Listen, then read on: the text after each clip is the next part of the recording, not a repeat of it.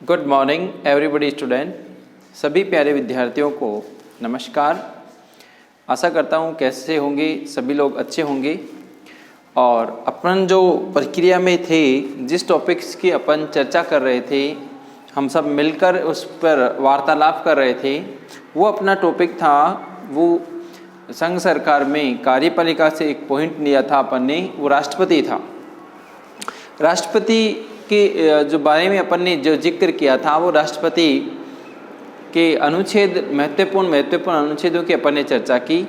Next भाग है, उसमें अपन राष्ट्रपति की शक्तियों की चर्चा करेंगे कि द प्रेसिडेंट ऑफ पावर्स क्या क्या कार्य करता है, क्या क्या उसके पास शक्तियाँ होती हैं।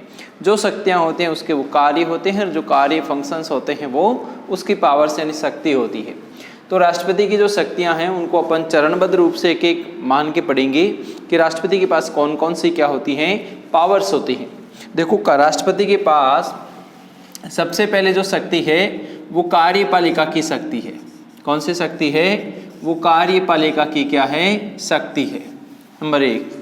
दूसरी मैं बात करूं, इस कार्यपालिका शक्ति को ये भी कह सकते हैं महत्वपूर्ण नियुक्ति संबंधी, महत्वपूर्ण नियुक्ति संबंधी, यानी महत्वपूर्ण नियुक्ति संबंधी क्या है? शक्तियां भी है। दूसरी शक्ति है राष्ट्रपति के पास, वो है आपकी विधायी शक्ति। एक शक्ति है राष्ट्रपति के पास, वो न्यायिक शक्ति और जुडिशरी। एक शक्ति है वो है आपकी वित्तीय शक्ति, ठीक है। एक है आपकी कौन सी, यहाँ पर मैं बता सकता हूँ, सैन्य शक्ति। अलग से भी पॉइंट ले सकते हैं, सैन्य शक्ति। और एक शक्ति है वो आपकी है राष्ट्रपति के पास कूटनीतिक शक्ति, कूटनीति, या फिर इसको बोल सकता हूँ राजनीय शक्ति, ठीक है। डिप्लोमेसी भी बोल सकता हूँ, ठीक है। वित्तीय शक्ति, न्यायिक शक्ति, विधायी शक्ति, ऐसे 5-6 पॉइंटों में अपन राष्ट्रपति की शक्तियों को बांटकर क्या कर सकते हैं? विवेचन कर सकते हैं, उसका व्याख्या करेंगे। अब इनमें से कौन सी शक्ति नहीं है तो अदर्स हो जाएगा। बाकी ये राष्ट्रपति की क्या हैं? शक्तियां हैं, ठीक है। विधायी शक्ति को मैं बोल सकता हूँ कानूनी शक्ति भी बोल सकता हूँ, कानून निर्माण की, जिसमें अध्यादेश भी आता है। देखो, राष्ट्रपति की जो नियुक्ति है वो राष्ट्रपति किस किस की नियुक्ति करता है?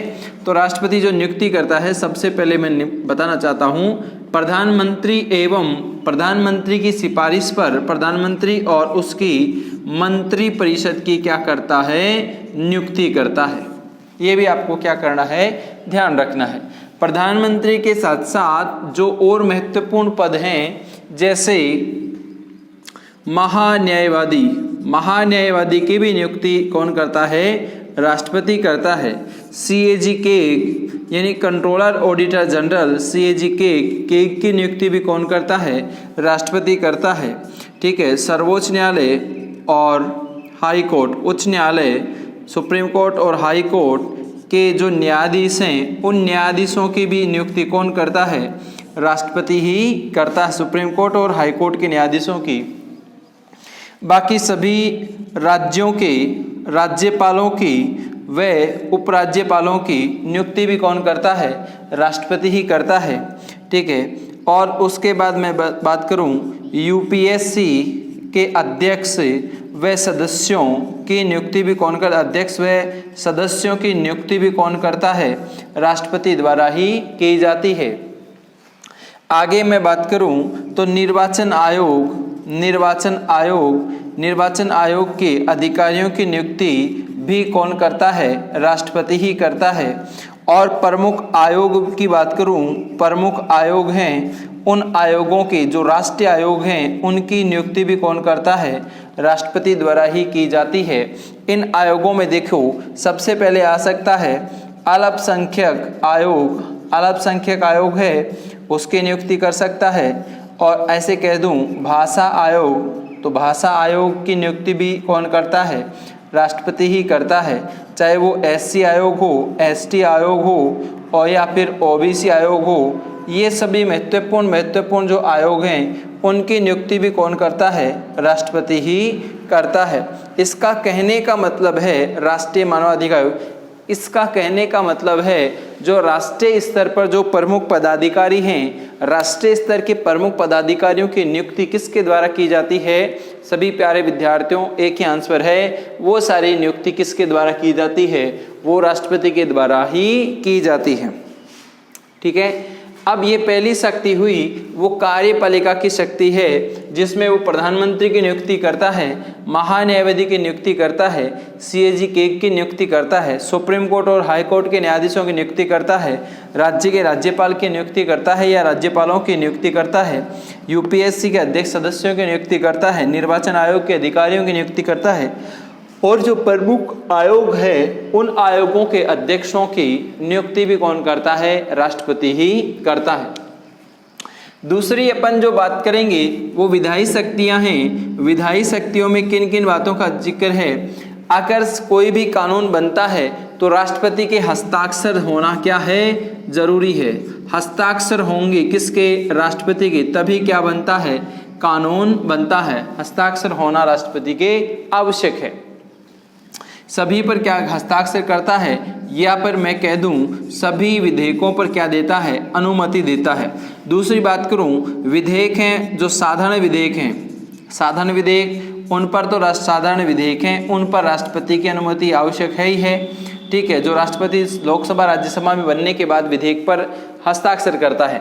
दूसरी बात कह दूं, अगर कोई धन विधेयक है तो धन विधेयक पर भी क्या है? धन विधेयक पर राष्ट्रपति क्या करता है? अनुमति देता है। लेकिन राष्ट्रपति अनुमति कब देता है? वो हमेशा राष्ट्रपति विधेयक पर पूर्व में देता है। पूर्व में क्या दी जाती है? अनुमति दी जाती है। एक बात मैं और बता दूं, एक अनुच्छेद है आपका आर्टिकल 108 के तहत क्या बुला सकता है? संयुक्त बैठक बुला सकता है। कौन? राष्ट्रपति। यानी एक संयुक्त बैठक का आयोजन करेगा वो राष्ट्रपति द्वारा ही किया जाता है। ठीक है, अध्यक्षता हालांकि लोकसभा अध्यक्ष करता है। तो इस प्रकार मैं कह सकता हूँ। ठीक है, एक बात आती है अध्यादेश की। कौन सा देश? अध्यादेश। अध्यादेश की शक्ति भी किसके पास है? वो भी राष्ट्रपति के पास ही दी जाती है। और उसका जो अनुच्छेद है वो 123 है। यानी अनुच्छेद 123 के तहत राष्ट्रपति अध्यादेश जारी कर सकता है। अस्थायी कानून होता है उसको अध्यादेश कहा जाता है।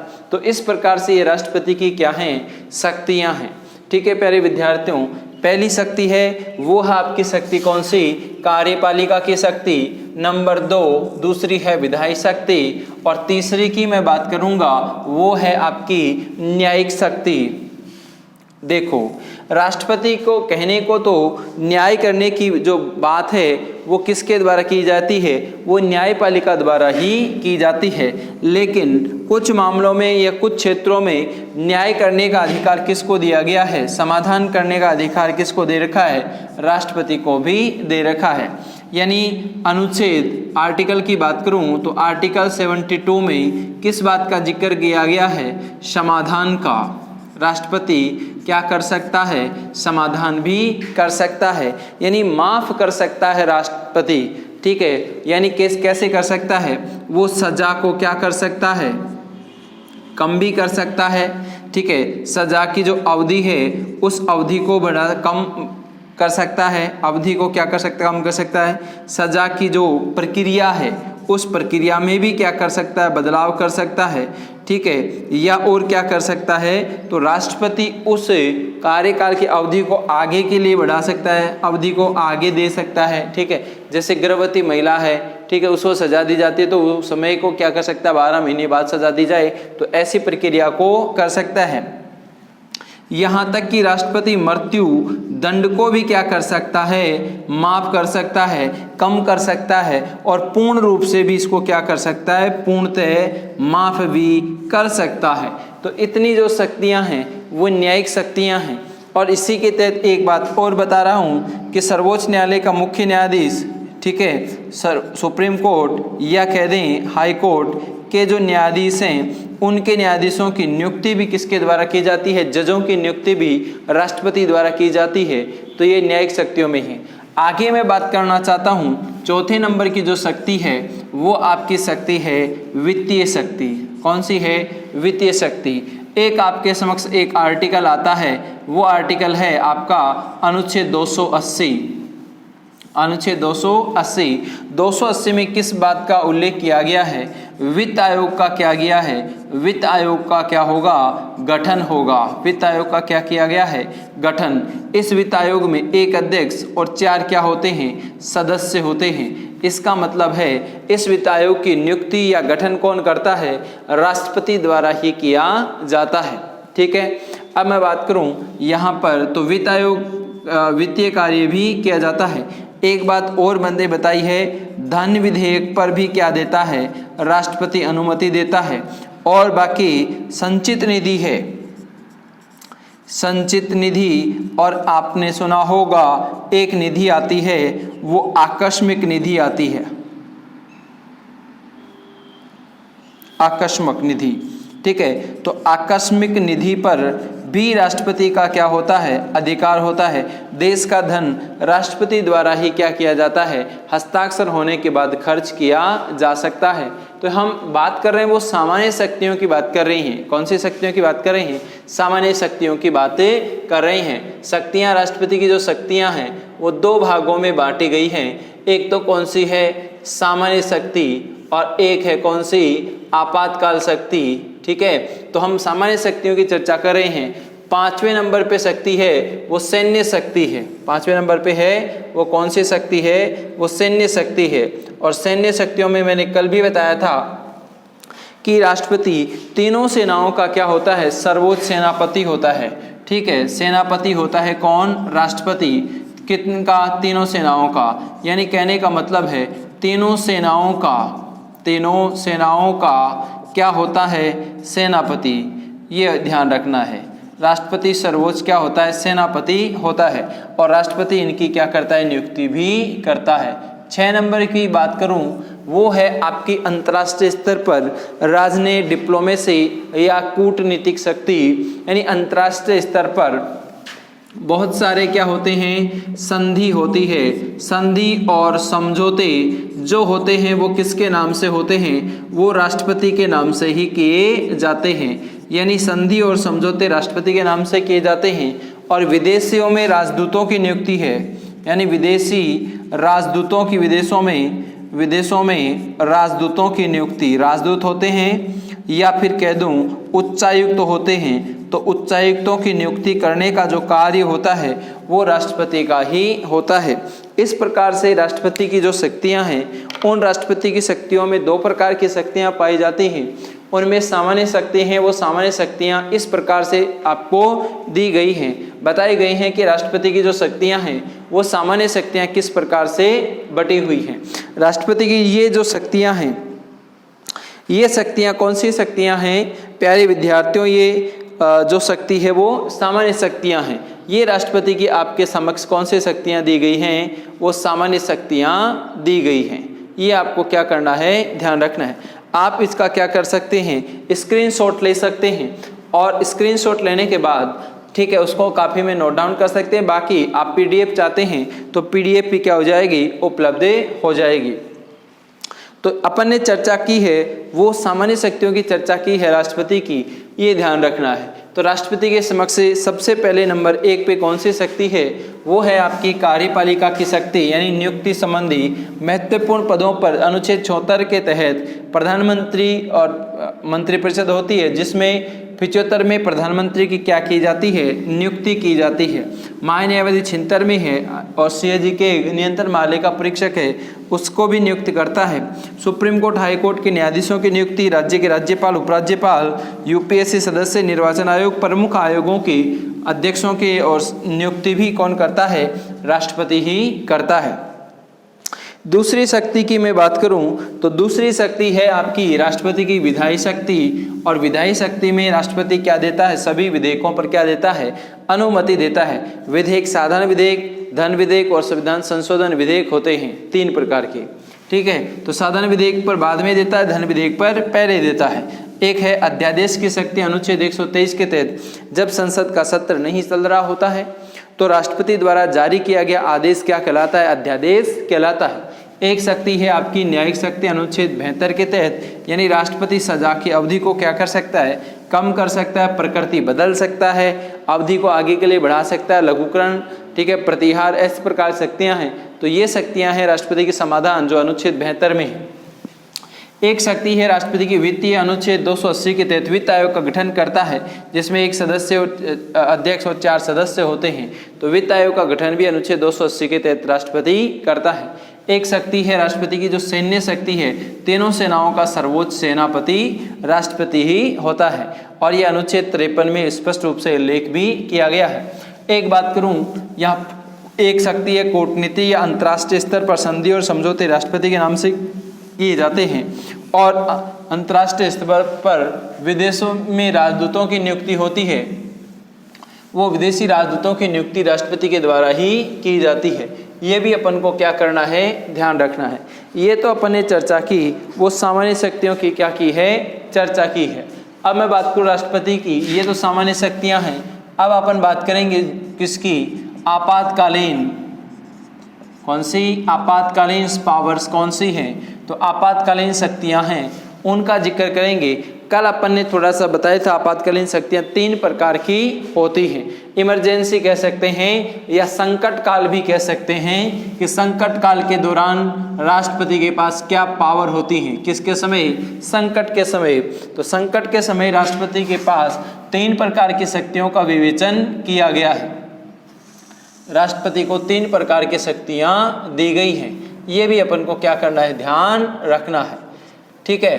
तो देखो अनुच्छेदों की बात करूं तो ये प्रावधान आपातकालीन प्रावधान है, वो हमने किस देश से लिए हैं, वो जर्मनी से लिए हैं। किस देश से लिए हैं, जर्मनी से ग्रहण किए हैं आपातकालीन प्रावधान।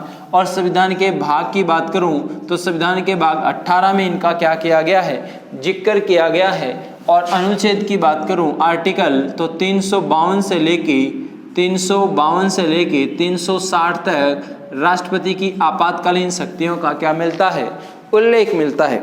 सबसे पहले नंबर की जो शक्ति है नेशनल इमरजेंसी, उसको बोला जाता है राष्ट्रीय आपातकाल, राष्ट्रीय आपातकाल।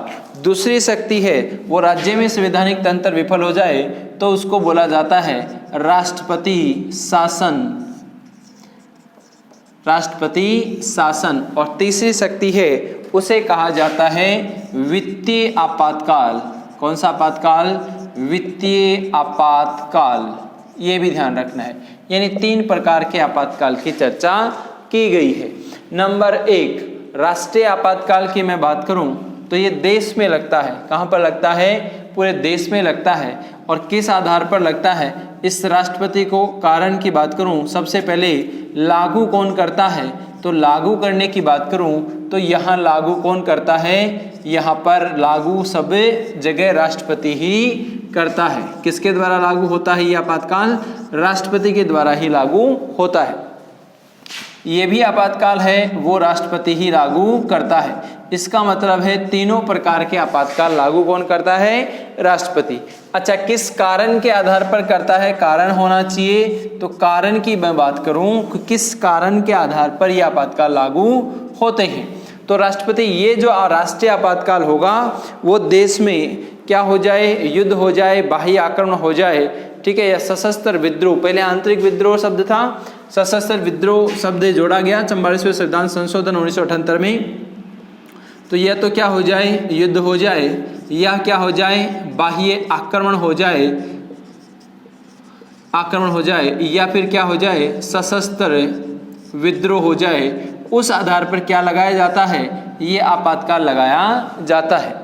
ये कब लगाया जाता है, तो ये बात करूं तो राज्य की संवैधानिक स्थिति पर, राज्य की संवैधानिक विफलता पर लगाया जाता है। राज्य में जब संविधान के अनुसार क्या हो जाए, कार्य नहीं चले, तो संवैधानिक विफलता के आधार पर क्या लगाया जाता है, ये आपातकाल लगाया जाता है।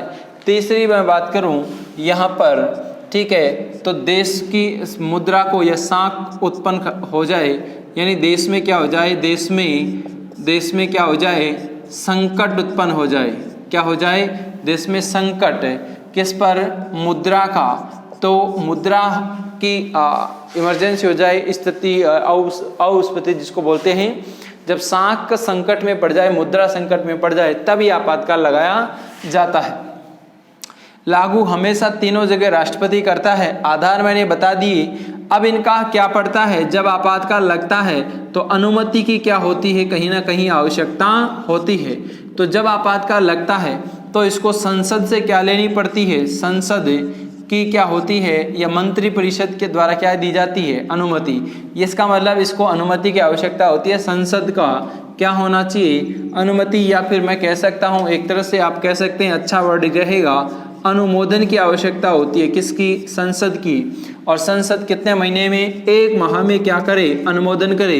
यहाँ पर संसद को 2 माह में क्या करना पड़ता है, अनुमोदन करना पड़ता है संसद को, कि संसद करेगी अनुमोदन कितने महीने में, 2 महीने में। और यहाँ पर भी क्या है, 2 माह में क्या करेगी, अनुमोदन करेगी संसद। लेकिन बार बार वहाँ पर इस विधेयक में बार बार अनुमोदन की आवश्यकता नहीं पड़ती। और दोबारा से अनुमोदन की, फिर से अनुमोदन की बात करूँ, आगे लागू रखने के लिए फिर से क्या करना पड़ेगा, फिर 6 माह पर क्या करना पड़ेगा, अनुमोदन करना पड़ेगा।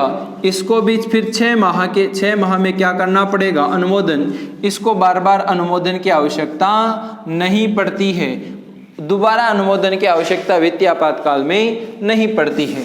अच्छा, जब यह लागू हो जाए तो इसका प्रभाव क्या होता है। देखो प्यारे विद्यार्थियों, क्या प्रभाव पड़ता है, देश के सभी मौलिक अधिकार, इसमें 2 प्रकार से मौलिक अधिकार क्या हो जाते हैं, मौलिक अधिकार आपके क्या हो जाते हैं, मौलिक अधिकार भी क्या हो जाते हैं, निलंबित हो जाते हैं। अगर अनुच्छेद 258 लागू हुआ है, ठीक है, और एक अनुच्छेद 359 लागू हुआ है, तो 2 प्रकार से हैं, सभी मौलिक अधिकार निलंबित हो जाते हैं। अगर मौलिक अधिकार क्या हो जाते हैं, निलंबित हो जाते हैं, लेकिन उसमें ये ध्यान रखना 2 अनुच्छेद हैं। अनुच्छेद कौन कौन से, अनुच्छेद 20 और 21, 20 व अनुच्छेद 21, ये निलंबित नहीं होते हैं, ये ध्यान रखना है आपको। दूसरी बात करूं, यहाँ पर राज्य के नागरिकों पर प्रभाव पड़ता है, राज्य के नागरिकों के मौलिक अधिकारों पर क्या पड़ता है, प्रभाव पड़ता है। यहाँ पर पूरे देश में प्रभाव नहीं पड़ता है, कुछ हिस्सों में या राज्य के कुछ हिस्सों में, ठीक है, या 5-7 राज्य हो सकते हैं, उनमें लागू हो सकता है, 10 में हो सकता है, सब जगह लागू नहीं होगा। जिन जिन राज्यों में यह आपातकाल लागू करने के सिफारिश रखा गया है, उस जगह के नागरिकों के मौलिक अधिकार निलंबित होते हैं। इसकी अब तक ये आपातकाल कभी लागू नहीं हुआ है, इसलिए इनका कोई ज़्यादा जिक्र नहीं मिलता है। दूसरी बात करूं, यहाँ पर भाव है तो इसको समाप्त करने की बात कैसे आ सकती है, समाप्ति की कैसे समाप्त कैसे किया जा सकता है। तो समाप्ति की बात करूं तो या तो संसद क्या नहीं करे, संसद क्या करे, संसद पुनः अनुमोदन नहीं करे, पुनः अनुमोदन न करे तो क्या हो सकता है, समाप्त। या फिर राष्ट्रपति की घोषणा पर क्या हो सकता है, समाप्त। राष्ट्रपति की घोषणा पर क्या हो सकता है, समाप्त। या फिर कह सकते हैं संसद द्वारा, संसद के साधारण बहुमत से, साधारण बहुमत से समाप्ति की क्या हो, घोषणा हो, तब ये क्या किया जा सकता है, समाप्त किया जा सकता है। यानी यहाँ पर ये स्थिति है। यहाँ पर भी क्या है कि दोबारा क्या नहीं हो, पुनः अनुमोदन नहीं हो, पुनः अनुमोदन नहीं हो। या फिर क्या हो जाए, संसद द्वारा क्या किया जा सकता है, समाप्ति की क्या की जा सकती है, संसद क्या कर सकती है, समाप्ति की क्या कर सकती है, घोषणा कर सकती है, तब ये समाप्त हो सकता है। और यहाँ पर भी समाप्ति कर सकती है। या फिर अपन कह दें कि राष्ट्रपति द्वारा घोषणा करने पर ये क्या हो सकते हैं, समाप्त हो सकते। राष्ट्रपति की समाप्ति की घोषणा होती है, उसके द्वारा ये समाप्त हो सकते हैं। यहाँ पर भी राष्ट्रपति ही कर सकता है समाप्ति की घोषणा। राष्ट्रपति की घोषणा पर क्या हो सकता है, घोषणा पर क्या हो सकता है, समाप्त हो सकता है। इसका कहने का मतलब है राष्ट्रपति इनको समाप्त कर सकता है। आगे मैं बात करूं, ये कब कब लागू हुआ, कितनी बार लागू हुआ, ये लागू कब कब हुआ, लागू की बात करूं तो देश में ये कब तक हो गया है, देश में 3 बार ये लागू हुआ है। नंबर ए पहले कब हुआ था? नंबर 1962 में हुआ था। नंबर बी, दूसरी बार ये कब लागू किया गया? तो दूसरी बार के ध्यान रखना है कि 1971 में ये लागू हुआ। तीसरी बात करूं कब लागू हुआ यहाँ पर, तो ये समय है जो कब कब लागू हुआ उसकी बात कर रहे हैं कि राष्ट्रीय आपातकाल कब कब लागू हुआ। तो एक बार तो हुआ 1962 में, भारत चीन के समय। किसके समय? भारत चीन के समय। एक है आपका लागू हुआ कब? भारत पाकिस्तान के मध्य, भारत पाक के मध्य युद्ध हुआ। एक बार हुआ 1975 में आंतरिक आपातकाल के समय। ठीक है, तो आंतरिक अशांति के नाम पर हुआ, आंतरिक अशांति के नाम पर, आंतरिक अशांति के नाम पर ये आपातकाल क्या हुआ है? लागू हुआ है। ये तो सभी राज्यों की बात करें तो राज्यों की बात करूं, राजस्थान में 4 बार लागू हुआ है। सबसे पहले सर्वप्रथम कहाँ पर लागू हुआ था? तो सर्वप्रथम किस राज्य में लागू हुआ था? ये पंजाब में लागू हुआ था। ये भी ध्यान रखना है। कब? 1951 में। ये अलग अलग समय पर अलग लागू हुआ है। अब तक 126 बार लागू हो चुका है, 126 पे प्लस में हो चुका है यहाँ पर। ये है, ये वित्तीय आपातकाल की बात लागू हुआ, तो ये कभी लागू नहीं हुआ, यानी अब तक लागू नहीं हुआ है, यानी ये आपातकाल कभी लागू नहीं हुआ है। तो ऐसी स्थिति है। ये अपन ने जो चर्चा की है वो आपके राष्ट्रपति की टॉपिक की चर्चा की, जिसमें राष्ट्रपति के पास क्या है, राष्ट्रपति के द्वारा जो शक्तियां दी गई हैं उन शक्तियों की चर्चा की गई है। ये जो शक्तियां हैं तीनों अलग अलग हैं, तीनों के अनुच्छेद भी क्या हैं? अलग अलग हैं। देखो, राष्ट्रीय आपातकाल लगता है, उस आपातकाल में अनुच्छेद की बात की जाए तो यहाँ पर अनुच्छेद ध्यान रखना है, अनुच्छेद 352 में के तहत लगता है। राष्ट्रीय आपातकाल किस अनुच्छेद के लगता है? अनुच्छेद 352 के तहत लगता है। दूसरा, राष्ट्रपति शासन की बात करूं तो यहाँ पर आर्टिकल आएगा वो 356 में होगा, क्योंकि राज्य में लागू होगा वो अनुच्छेद 356 में होगा, और वापिस देश में लगेगा वो अनुच्छेद आपका लिखा है वो अनुच्छेद 360 के तहत लागू होगा, जिसे वित्तीय आपातकाल कहते हैं, फाइनेंशियल इमरजेंसी कहते हैं। ये ध्यान रखना है। अब सभी विद्यार्थियों, अपन ने जिस टॉपिक की चर्चा की है, जो टॉपिक है वो आपको राष्ट्रपति की शक्तियां थी। ठीक है, तो राष्ट्रपति की शक्तियों के अपन ने क्या की है? बात की है। ये 3 प्रकार से क्या है? राष्ट्रपतियों का वर्गीकरण दिया गया है। राष्ट्रपति की शक्तियां आपातकाल शक्तियां हैं, एक सामान्य शक्तियां थी। जो सामान्य शक्तियां अपन ने चर्चा की, ये है आपकी राष्ट्रपति की आपातकालीन शक्तियां, जिसमें 3 प्रकार से राष्ट्रीय आपातकाल, राष्ट्रपति शासन और वित्तीय आपातकाल, ये 3 प्रकार की राष्ट्रपति की क्या हैं? शक्तियां हैं। तो आप इनको क्या कर सकते हैं? स्क्रीनशॉट भी ले सकते हैं और कॉपी में नोट डाउन कर सकते हैं। आपको PDF मिल जाएगी। समय समय पर आप लोगों को क्या करना है?